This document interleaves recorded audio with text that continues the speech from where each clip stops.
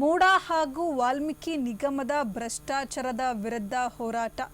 ರಾಜ್ಯ ಸರ್ಕಾರದ ವಿರುದ್ಧ ಬಿಜೆಪಿ ಜೆಡಿಎಸ್ ನಾಯಕರು ರಣಕಹಳೆಯನ್ನು ಮೊಳಗಿಸ್ತಾ ಇದ್ದಾರೆ. ಕಾಂಗ್ರೆಸ್ ಸರ್ಕಾರದ ಭ್ರಷ್ಟಾಚಾರವನ್ನು ವಿರೋಧಿಸಿ ಪಾದಯಾತ್ರೆಯನ್ನು ಮಾಡಲಾಗುತ್ತೆ. ಭ್ರಷ್ಟಾಚಾರ ವಿರೋಧಿಸಿ ಬೆಂಗಳೂರಿನಿಂದ ಮೈಸೂರಿಗೆ ಪಾದಯಾತ್ರೆ.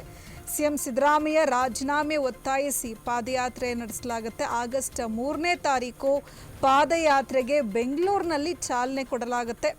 ಸಿದ್ದರಾಮಯ್ಯ ತವರಿನಲ್ಲಿ ಮೈತ್ರಿ ಶಕ್ತಿ ಪ್ರದರ್ಶನಕ್ಕೆ ಸಜ್ಜಾಗ್ತಾ ಇರುವಂಥದ್ದು.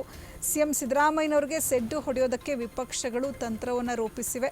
ಪ್ರತಿ ದಿನವೂ ಕೂಡ ಬಿಜೆಪಿ ಜೆಡಿಎಸ್ ನಾಯಕರಿಂದ 20 ಕಿಲೋಮೀಟರ್ ನಡಿಗೆ ಆಯ್ದ ಸ್ಥಳಗಳಲ್ಲಿ ಬಹಿರಂಗ ಸಮಾವೇಶ ನಡೆಸೋದಕ್ಕೆ ನಿರ್ಧಾರವನ್ನು ಕೈಗೊಳ್ಳಲಾಗಿದೆ. ಮೈಸೂರಿನಲ್ಲಿ ಬೃಹತ್ ಸಮಾವೇಶವನ್ನು ಕೂಡ ಆಯೋಜನೆ ಮಾಡಲಾಗಿದೆ. ಸಮಾವೇಶದಲ್ಲಿ ಬಿಜೆಪಿ ಕೇಂದ್ರ ನಾಯಕರು ಭಾಗಿಯಾಗುವಂತಹ ಸಾಧ್ಯತೆ ಇದೆ. ಮೂಡಾ ಮತ್ತು ವಾಲ್ಮೀಕಿ ನಿಗಮದ ಭ್ರಷ್ಟಾಚಾರದ ವಿರುದ್ಧ ಹೋರಾಟವನ್ನು ಮಾಡಲಾಗ್ತಾ ಇರುವಂಥದ್ದು. ರಾಜ್ಯ ಸರ್ಕಾರದ ವಿರುದ್ಧ ಬಿಜೆಪಿ ಜೆಡಿಎಸ್ ಆಕ್ರೋಶವನ್ನು ವ್ಯಕ್ತಪಡಿಸ್ತಾ ಇದೆ. ಕಾಂಗ್ರೆಸ್ ಸರ್ಕಾರದ ಭ್ರಷ್ಟಾಚಾರವನ್ನು ವಿರೋಧಿಸಿ ಬೆಂಗಳೂರಿನಿಂದ ಮೈಸೂರಿನವರೆಗೆ ಪಾದಯಾತ್ರೆಯನ್ನು ಹಮ್ಮಿಕೊಳ್ಳಲಾಗಿದೆ. ಸಿಎಂ ಸಿದ್ದರಾಮಯ್ಯ ರಾಜೀನಾಮೆಯನ್ನು ಒತ್ತಾಯಿಸಿ ಪಾದಯಾತ್ರೆ ನಡೆಸಲಾಗುತ್ತೆ. ಆಗಸ್ಟ್ 3ನೇ ತಾರೀಕು ಪಾದಯಾತ್ರೆಗೆ ಬೆಂಗಳೂರಿನಲ್ಲಿ ಚಾಲನೆ ಸಿಗಲಿದೆ. ಸಿದ್ದರಾಮಯ್ಯ ತವರು ಜಿಲ್ಲೆಯಲ್ಲಿ ಮೈತ್ರಿ ಶಕ್ತಿ ಪ್ರದರ್ಶನಕ್ಕೆ ಸಜ್ಜಾಗ್ತಾ ಇರುವಂಥದ್ದು. ಸಿಎಂ ಸಿದ್ದರಾಮಯ್ಯನವರಿಗೆ ಸೆಡ್ಡು ಹೊಡೆಯೋದಕ್ಕೆ ವಿಪಕ್ಷಗಳು ತಂತ್ರವನ್ನು ರೂಪಿಸಿವೆ. ಪ್ರತಿದಿನ ಬಿಜೆಪಿ ಜೆಡಿಎಸ್ ನಾಯಕರಿಂದ 20 ಕಿಲೋಮೀಟರ್ ನಡಿಗೆ ಇರಲಿದೆ. ಆಯ್ದ ಸ್ಥಳಗಳಲ್ಲಿ ಬಹಿರಂಗ ಸಮಾವೇಶ ನಡೆಸೋದಕ್ಕೆ ನಿರ್ಧಾರವನ್ನು ಕೈಗೊಳ್ಳಲಾಗಿದೆ. ಮೈಸೂರಿನಲ್ಲಿ ಬೃಹತ್ ಸಮಾವೇಶವನ್ನು ಕೂಡ ಆಯೋಜನೆ ಮಾಡಲಾಗುತ್ತೆ. ಇನ್ನು ಸಮಾವೇಶದಲ್ಲಿ ಬಿಜೆಪಿ ಕೇಂದ್ರ ನಾಯಕರು ಭಾಗಿಯಾಗುವ ಸಾಧ್ಯತೆ ಇದೆ.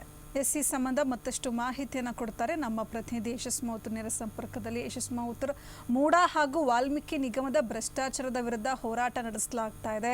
ರಾಜ್ಯ ಸರ್ಕಾರದ ವಿರುದ್ಧ ಬಿಜೆಪಿ ಮತ್ತು ಜೆಡಿಎಸ್ ಆಕ್ರೋಶವನ್ನು ವ್ಯಕ್ತಪಡಿಸ್ತಾ ಇರುವಂಥದ್ದು. ಆಗಸ್ಟ್ 3ನೇ ತಾರೀಕು ಪಾದಯಾತ್ರೆಯನ್ನು ಹಮ್ಮಿಕೊಂಡಿದ್ದಾರೆ. ಹೆಚ್ಚಿನ ಮಾಹಿತಿ ಇದೆ. ಹೌದು ಅಂಕಿತ, ಬಹಳ ಪ್ರಮುಖವಾಗಿ ಈಗಾಗಲೇ ರಾಜ್ಯ ಸರ್ಕಾರದ ವಿರುದ್ಧ ವಿಪಕ್ಷಗಳು ಸಾಕಷ್ಟು ರೀತಿಯಾದಂತಹ ವಿರೋಧವನ್ನು ವ್ಯಕ್ತಪಡಿಸ್ತಾ ಇದೆ. ಯಾಕಂದರೆ ಮುಖ್ಯಮಂತ್ರಿ ಸಿದ್ದರಾಮಯ್ಯನವರ ಸರ್ಕಾರದ ಅವಧಿಯಲ್ಲಿ ದೊಡ್ಡ ಮಟ್ಟದ ವಾಲ್ಮೀಕಿ ನಿಗಮದ ಹಗರಣ ಹಾಗೂ ಮೂಡಾ ಹಗರಣ ಸಂಬಂಧಪಟ್ಟಂತೆ ಈಗಾಗಲೇ ಸಾಕಷ್ಟು ರೀತಿಯಾದಂತಹ ವಾದ ವಿವಾದಗಳು ಕೂಡ ಕಲಾಪದಲ್ಲಿ ನಡೆದಿರ್ತಕ್ಕಂಥದ್ದು. ಆದರೆ ಈ ಒಂದು ಪ್ರಕರಣ ಏನಿದೆ, ಈ ಒಂದು ಭ್ರಷ್ಟಾಚಾರದ ಆರೋಪ ಏನಿದೆ, ಈ ವಿಚಾರವಾಗಿ ಈಗಾಗಲೇ ಸಿದ್ದರಾಮಯ್ಯನವರ ವಿರುದ್ಧ ಬಿಜೆಪಿ ಹಾಗೂ ಜೆಡಿಎಸ್ನ ನಾಯಕರು ರಣಕಹಳೆಯನ್ನು ಊದಿದ್ದಾರೆ ಅಂತೇಳಿದ್ರು ಕೂಡ ತಪ್ಪಾಗಿಲ್ಲ. ಹೀಗಾಗಿ ಬೆಂಗಳೂರಿನಿಂದ ಮೈಸೂರಿಗೆ ಬೃಹತ್ ಪಾದಯಾತ್ರೆಗೆ ಈಗಾಗಲೇ ಸಜ್ಜನ ಮಾಡಿರ್ತಕ್ಕಂಥದ್ದು. ಆಗಸ್ಟ್ ತಿಂಗಳ 3ನೇ ತಾರೀಕು ಚಾಲನೆಯನ್ನು ಕೊಡ್ತಾರೆ. 7 ದಿನಗಳ ಕಾಲ 20 ಕಿಲೋಮೀಟರ್ ಅಂತ ಪಾದಯಾತ್ರೆಯನ್ನು ಮಾಡಿ ಮುಖ್ಯಮಂತ್ರಿಗಳ ತವರು ಜಿಲ್ಲೆ ಮೈಸೂರಿನಲ್ಲಿ ದೊಡ್ಡ ಬೃಹತ್ ಸಮಾವೇಶವನ್ನು ಮಾಡುವಂಥ ಮುಖಾಂತರ ಒಂದು ಶಕ್ತಿ ಪ್ರದರ್ಶನವನ್ನು ಮಾಡ್ತಕ್ಕಂಥದ್ದು, ಒಂದು ಸಂದೇಶವನ್ನು ರವಾನೆಯನ್ನು ಮಾಡ್ತಕ್ಕಂಥದ್ದು. ಹಾಗೂ ಭಾಳ ಪ್ರಮುಖವಾಗಿ ಮುಖ್ಯಮಂತ್ರಿ ಸಿದ್ದರಾಮಯ್ಯನವರು ನೈತಿಕ ಹೊಣೆಯನ್ನು ಹೊತ್ತು ರಾಜೀನಾಮೆಯನ್ನು ಕೊಡಬೇಕು ಹಾಗೂ ಈ ಒಂದು ಸಂಪೂರ್ಣ ಪ್ರಕರಣವನ್ನು CBIಗೆ ವಹಿಸಬೇಕು ಅಂತಕ್ಕಂಥದ್ದು ಕೂಡ ಈ ಒಂದು ಪಾದಯಾತ್ರೆಯ ಮಹತ್ವದ ಉದ್ದೇಶ ಆಗಿದೆ. ಅದು ಭಾಳ ಪ್ರಮುಖವಾಗಿ ಈಗಾಗಲೇ ವಾಲ್ಮೀಕಿ ನಿಗಮದ ಹಗರಣದಲ್ಲಿ ಈಗಾಗಲೇ ಇಡಿ ಅಧಿಕಾರಿಗಳು ಮಾಜಿ ಸಚಿವ ನಾಗೇಂದ್ರ ಅವ್ರನ್ನ ವಶಕ್ಕೆ ಪಡೆದುಕೊಂಡು ಸಾಕಷ್ಟು ಡ್ರಿಲ್ಲನ್ನು ಮಾಡ್ತಾ ಇದ್ದಾರೆ. ಹೀಗಾಗಿ ನಾಗೇಂದ್ರ ಅವರು ರಾಜೀನಾಮೆಯನ್ನು ಕೊಟ್ಟಿರ್ತಕ್ಕಂಥದ್ದು. ಅದೇ ಮೂಡಾ ಪ್ರಕರಣ ಬಂದಾಗ ಅದಕ್ಕೆ ಸಂಬಂಧಪಟ್ಟ ನಗರಾಭಿವೃದ್ಧಿ ಸಚಿವರು ಕೂಡ ರಾಜೀನಾಮೆಯನ್ನು ಒತ್ತಾಯಿಸಿದ್ರು. ಅದೇ ಅವ್ರನ್ನೂ ಕೂಡ ರಾಜೀನಾಮೆಯನ್ನು ಕೊಡ್ತಾ ಇಲ್ಲ. ಹೀಗಾಗಿ ಈ ಒಂದು ಪ್ರಕರಣವನ್ನು ಶೀಘ್ರವಾಗಿ CBIಗೆ ವಹಿಸಿದ್ರೆ ಒಂದು ದೊಡ್ಡ ಮಟ್ಟದ ಹಗರಣ ಬಯಲಿಗೆ ಬರುತ್ತೆ ಅಂತಕ್ಕಂಥದ್ದು. ಹಾಗೂ ವಾಲ್ಮೀಕಿ ಹಗರಣ 187 ಕೋಟಿ ಹಗರಣ ಆಗಿದೆ ಎನ್ನುವಂತಹ ಮೇಲ್ನೋಟಕ್ಕೆ ಕಾಣ್ತಾ ಇದೆ. ಆದರೆ ಮೂಡಾ ಪ್ರಕರಣದಲ್ಲಿ ಮೇಲ್ನೋಟಕ್ಕೆ ಸಾವಿರಾರು ಕೋಟಿ ಹಗರಣ ಆಗಿದೆ ಅಂತ ಈಗಾಗಲೇ ಸಾಕಷ್ಟು ಜನ ರಾಜಕೀಯ ನಾಯಕರುಗಳು ವಿಶ್ಲೇಷಣೆಯನ್ನು ಮಾಡಿರ್ತಕ್ಕಂಥದ್ದು. 3,000ಕ್ಕೂ ಹೆಚ್ಚು ನಿವೇಶನಗಳನ್ನು ಅಕ್ರಮವಾಗಿ ಅನಧಿಕೃತವಾಗಿ ನಿವೇಶನವನ್ನು ಕೊಟ್ಟಿದ್ದಾರೆ ಎನ್ನುವಂತಹ ಬೃಹತ್ ಆರೋಪ ಇದೆ. ಹೀಗಾಗಿ ಈ ಒಂದು ಆರೋಪವನ್ನು ಒಂದು ರಾಜಕೀಯ ಅಸ್ತ್ರವನ್ನಾಗಿ ಸಿದ್ದರಾಮಯ್ಯನವರ ಮೇಲೆ ಪ್ರಯೋಗವನ್ನು ಮಾಡೋದಕ್ಕೆ ವಿಪಕ್ಷಗಳು ಸಜ್ಜಾಗಿದೆ. ಇದು ಸಿದ್ದರಾಮಯ್ಯನವರ ರಾಜಕೀಯ ಜೀವನದಲ್ಲಿ ಸಾಕಷ್ಟು ರೀತಿಯಾದಂಥ ಒಂದು ದೊಡ್ಡ ಮಟ್ಟದ ಹೊಡೆತ ಆಗುವಂತಹ ಸಾಧ್ಯತೆ ಇದೆ. ಯಾಕಂದರೆ ಈ ಒಂದು ರಾಜಕಾರಣದಲ್ಲಿ ಪಾದಯಾತ್ರೆ ಪಾಲಿಟಿಕ್ಸ್ ಏನಿದೆ ಅಥವಾ ಈ ಪಾದಯಾತ್ರೆ ಅಂತಕ್ಕಂಥದ್ದಿದೆ, ಇದು ಸಾಕಷ್ಟು ದೊಡ್ಡ ಮಟ್ಟದ ರಾಜ್ಯ ಸರ್ಕಾರಗಳನ್ನೇ ಬೀಳಿಸುವಂತಹ ಒಂದು ಅಸ್ತ್ರ ಆಗಿರ್ತಕ್ಕಂಥದ್ದು. ಈಗ ಉದಾಹರಣೆಗೆ ನಾವು ನೋಡೋದಾದರೆ ಮುಖ್ಯಮಂತ್ರಿ ಇರುವಂಥ ಸಿದ್ದರಾಮಯ್ಯನವರು ಕೂಡ BJP ಸರ್ಕಾರದ ಅವಧಿಯಲ್ಲಿ ಬಳ್ಳಾರಿಗೆ ಪಾದಯಾತ್ರೆಯನ್ನು ಮಾಡಿದರು. ಅದು ಕೂಡ ಒಂದು ದೊಡ್ಡ ಮಟ್ಟದ ಎಫೆಕ್ಟನ್ನು ಕೊಟ್ಟಿತ್ತು. ಆಗ ಮುಂದಿನ ಚುನಾವಣೆ ಕಾಂಗ್ರೆಸ್ ಬಹುಮತವನ್ನು ಪಡೆದು ಸಿದ್ದರಾಮಯ್ಯವರು ಮುಖ್ಯಮಂತ್ರಿ ಆಗಿದ್ದರು. ಹಾಗೂ ನೆರೆಯ ರಾಜ್ಯ ಆಗಿರುವಂತಹ ಆಂಧ್ರ ಪ್ರದೇಶದಲ್ಲೂ ಕೂಡ ಜಗನ್ ಅವರು ಕೂಡ ಇದೇ ರೀತಿಯಂತಹ ಪಾದಯಾತ್ರೆಯನ್ನು ಮಾಡಿದರು.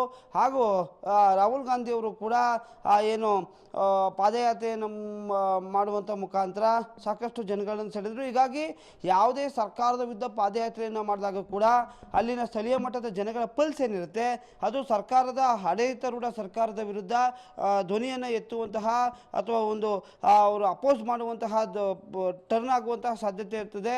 ಹೀಗಾಗಿ ಈ ಒಂದು ಪಾದಯಾತ್ರೆ ಕೂಡ ಒಂದು ದೊಡ್ಡ ಮಟ್ಟದ ಎಫೆಕ್ಟ್ ಆಗುವಂತಹ ಸಾಧ್ಯತೆ ಇದೆ ಅಂತ ಹೇಳ್ಬೋದು. ಇದನ್ನು ರೂಪುರೇಷೆ ಕೂಡ ನಿನ್ನೆ ಉಭಯ ಪಕ್ಷದ ನಾಯಕರುಗಳು ಸಾಕಷ್ಟು ಚರ್ಚೆಯನ್ನು ಮಾಡಿದ್ದಾರೆ.